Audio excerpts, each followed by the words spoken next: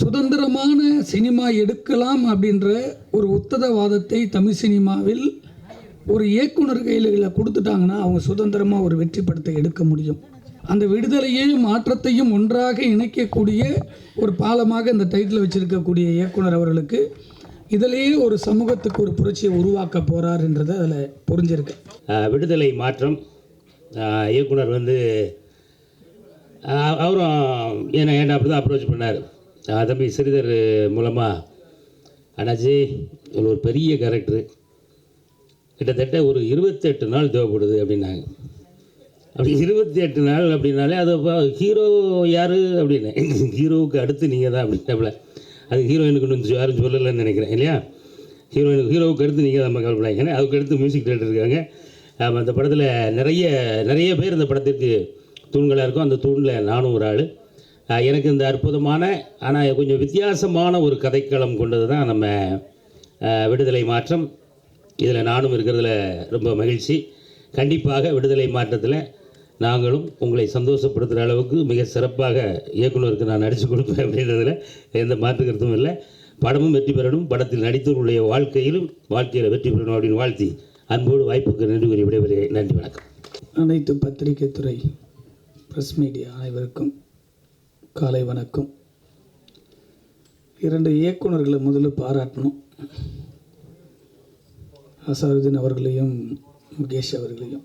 காரணம், முதல் படத்திலேயே ஒரு தயாரிப்பாளர்களுக்கு 2 பேரும் இணைத்து ஒரு விழாவை ஆக்கி அதிலேயே ஒரு பட்ஜெட்டை கம்மி பண்ணியிருக்கக்கூடிய இயக்குநர்களுக்கு வருங்காலத்தில் படம் தயாரிக்குன்னு நினைக்கிற இங்கே உட்கார்ந்துட்டுருக்க யாரனா ப்ரொடியூசராக இருந்தீங்கன்னா கண்டிப்பாக அவங்கள வச்சு படம் பண்ணுங்க. ஏன்னா அருமையான ஒரு விழா இது. நான் உள்ளே வரும்போது இங்கே சைடில் டப்பிங்கு 20 வருஷமாக டப்பிங்கில் உட்காந்து தான் பார்த்துருக்கோம். ஒரு நல்ல தேட்டர் வரும்போதே அட்மாஸ்பியரில் ரொம்ப அழகாக இருந்தது இந்த தேட்ரு. பட்ஜெட் படங்கள் ரிலீஸ் பண்ணுவதற்கு இந்த திரையரங்கு போல் அழகான ஒரு இடத்த மீண்டும் சினிமாவில் இந்த பரணி ஸ்டுடியோவில் பார்க்குறது மகிழ்ச்சியாக இருக்குது. தேங்காய் இருக்கும் உடைச்சா தானே அது நல்லதா கெட்டதா, உடைக்கே உடலைனா என்னன்றதை இயக்குனர் அவர்கள் பேசுகிற போது ஒரு சின்ன சந்தோஷத்தில் அவர் பேசினாலும் அவருக்குள்ளுக்குள்ளே இருக்க அந்த வலியை உணரக்கூடிய ஒரு இயக்குனராக நம்ம இருக்கிறதுனால அது புரியுது. ஆனால் அதையெல்லாம் கடந்து நீங்கள் வச்சுருக்கிற டைட்டில் கலப்பறை எல்லாரும் அலப்பறையோடு தான் இங்கே வந்திருக்காங்க. அதில் நம்மளுடைய நண்பர் ஒருத்தர் இருக்கார் பாருங்கள். அவர் நடிகர் ஆகணும்னு பயங்கர அலப்பறை ஆகிட்டார். இயக்குனர் இருக்கும்போது வாழையை திறக்க மாட்டார். நடிகர் ஆகணும்னு அவருக்கு பொருத்தமான டைட்டில் அது. அதே போல் அந்த ஸ்டில்லு பார்க்கும்போது அத்தனை பேர் நடிச்சிருக்கிற ஒவ்வொரு கலைஞர்களுக்குள்ளேயும் எவ்வளவு தேடல்கள் இருக்கும். அந்த படம் வெளியே வந்தால் அவங்களுடைய என்ன சொல்கிறது, பணம் அதையெல்லாம் கடந்து அந்த பேர் புகைக்காக தான் நம்ம சினிமாவுக்கு வரும். யாரும் பணம் கோடியாக சம்பாதிப்போம் அப்படின்றத நினச்சி எந்த ஒரு ஆர்டிஸ்டும் சரி எந்த ஒரு டெக்னீஷியனும் சரி வரதில்லை.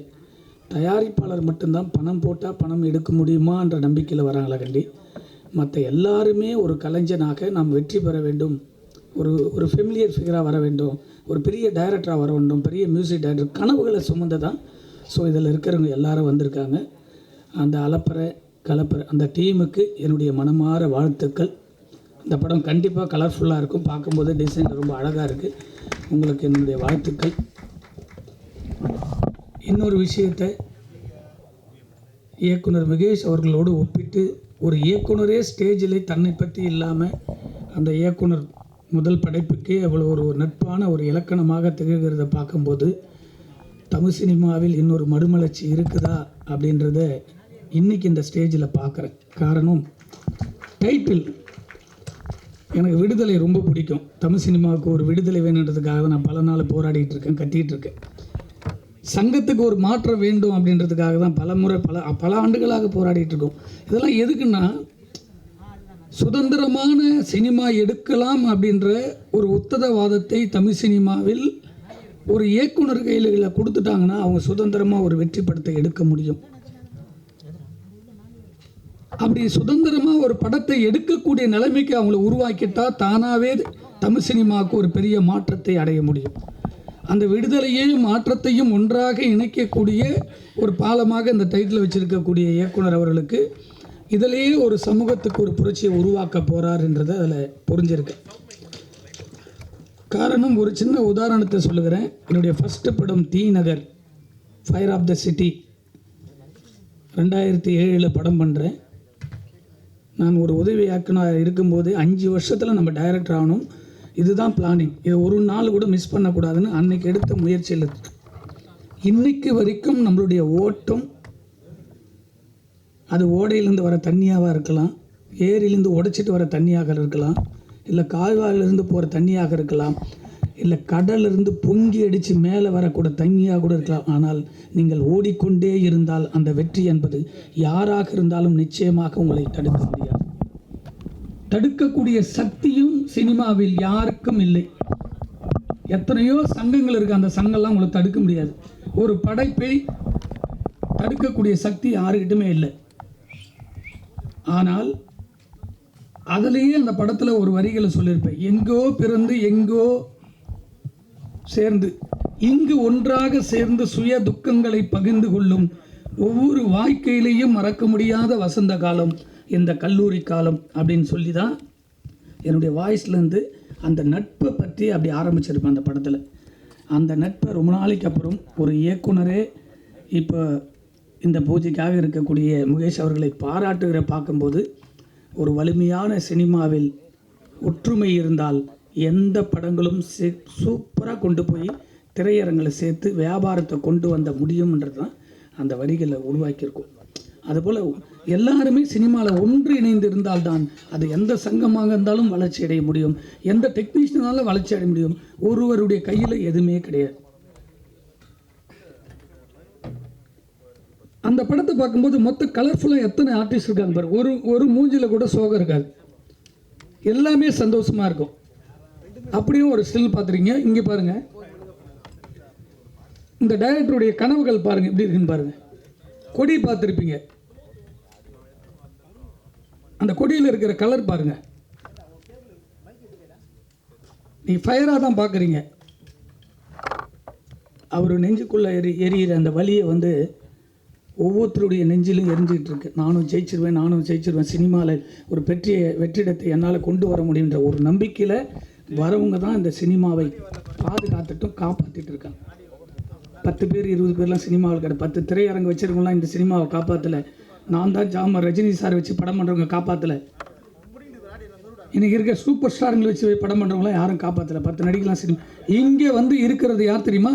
இங்கே உட்காந்துட்டு இருக்க மொத்த பேரும் தான்.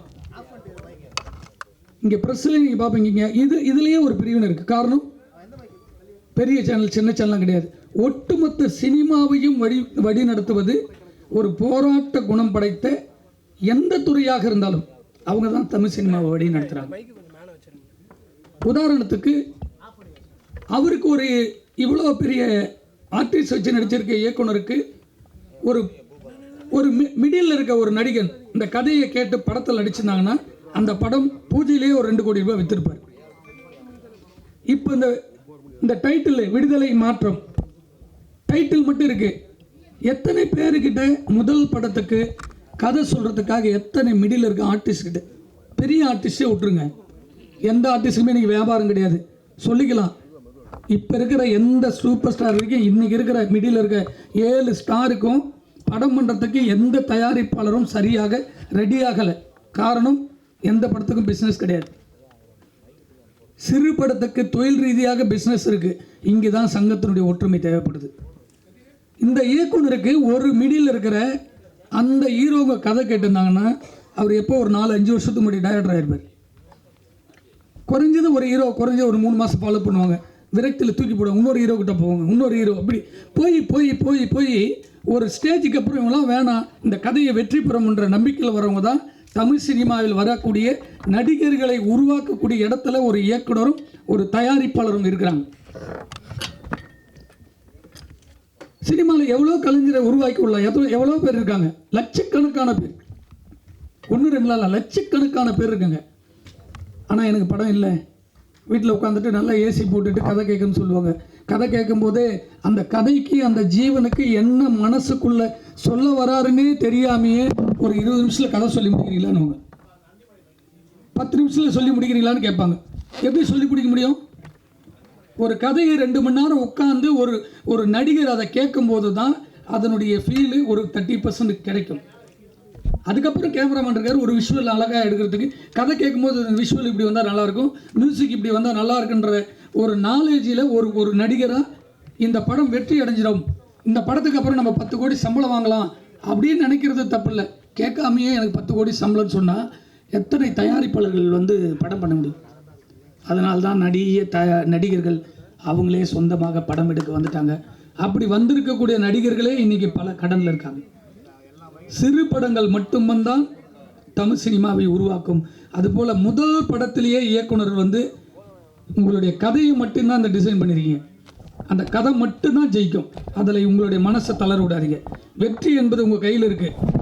எப்படி உங்களுக்கு முன்னாடி போராடி வந்து முகேஷ் வந்து ஒரு படத்தை எடுத்து அழகாக எடுத்து வச்சிட்டாரோ, அதுபோல் இந்த படத்தை எடுத்து முடிச்சிட்டிங்கன்னா உங்களை தேடி 1000 பேர் வருவாங்க. வெற்றி அடைஞ்ச பேர் வர ஒரு ஹீரோ கிடையாது. வெற்றி அடைந்த பிறகும் நீங்கள் புதியவர்களை வச்சு படம் எடுக்கணும், அதில் வெற்றி கொண்டு வரணுன்றதான் என்னுடைய கோரிக்கையாக உங்களுக்கு வைக்கிறேன். இந்த படம் மாபெரும் வெற்றியாக அமைய வேண்டும். உங்களுக்கு இந்த படம் ஆரம்பித்ததுலேருந்து முடிக்கிற வரைக்கும் உங்களுக்கு என்ன ப்ராப்ளம் வந்தாலும் எனக்கு என்றைக்கு ஒன்றாலும் ஃபோன் பண்ணலாம். என்னால் முடிஞ்ச சப்போர்ட் உங்களுக்கு இருக்கும். இந்த சினிமாவில் புதியவர்களை ஊக்கப்படுத்த வேண்டும், புதுசாக வரவங்களை ஊக்கப்படுத்த வேண்டும் என்பது தான் தமிழ் சினிமாவுடைய வரலாறு. அதில் வெற்றி அடைந்தால் உங்களை தேடி போனவர்கள் எல்லாம் உங்களை தேடி வருவார்கள். வெற்றி மட்டுமே இங்கே நோக்கமாக இருக்க வேண்டும் என்று சொல்லி விடைபெறுகிறேன். நன்றி, வணக்கம்.